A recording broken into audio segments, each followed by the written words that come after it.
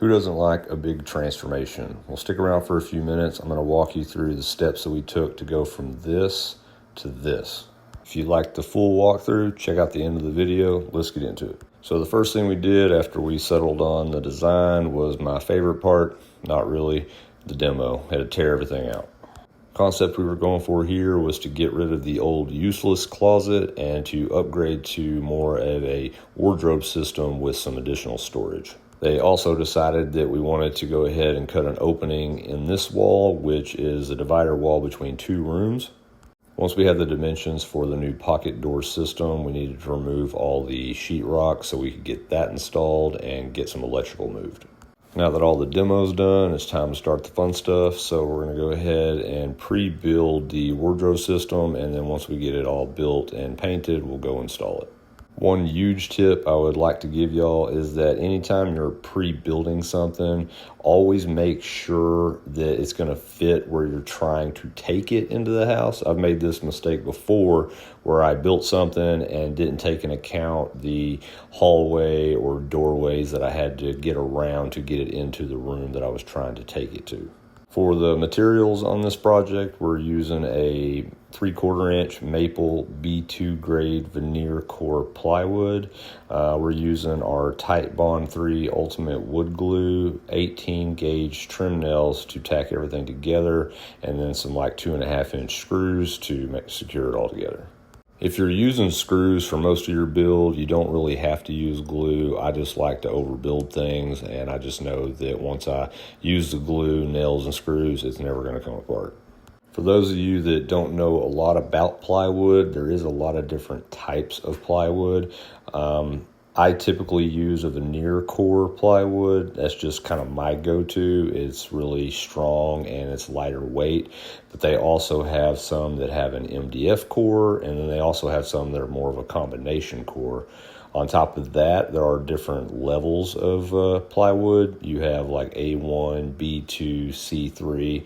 This basically describes the sides of the plywood. So if it's an A1, that is going to be a high quality plywood. And if it's like a C3, that means both sides are going to be a lower quality. The reason that is extremely important to know is that if you are painting your plywood and you get a C3, for instance, that means both sides of the plywood are not going to be that great.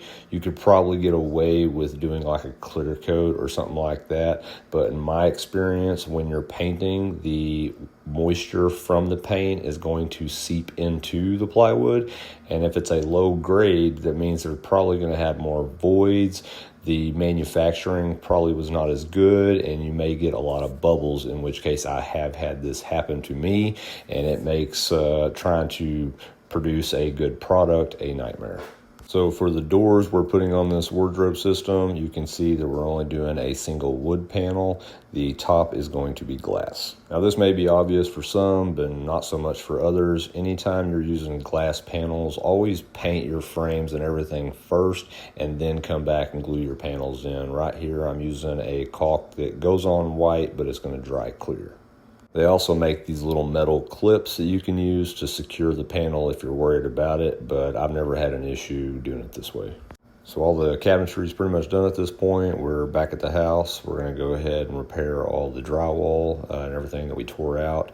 The homeowner installed the pocket doors, so we didn't have to worry about that. So we're just going to get everything fixed up.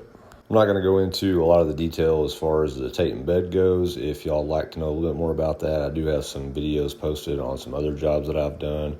I just wanted to give y'all a little sneak peek at some of the stuff that we had to do to make this possible. So as I was saying in the beginning of the video, always be aware of the size of the project that you're building and where you've got to get it into the house. For this one, we knew we wanted it to go floor to ceiling, but I couldn't build it quite that big. I knew that I wouldn't be able to stand it up in the room once I got it in there.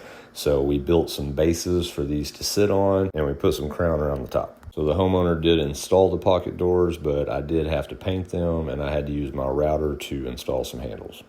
As promised, I'm going to walk y'all through this and kind of show you how it all turned out. They still got to do the flooring on the other side of the room, but essentially they wanted this double space used as like a bedroom slash day room for when guests comes over. They have a wardrobe closet to hang your clothes. It's got automated lighting for when you open the doors.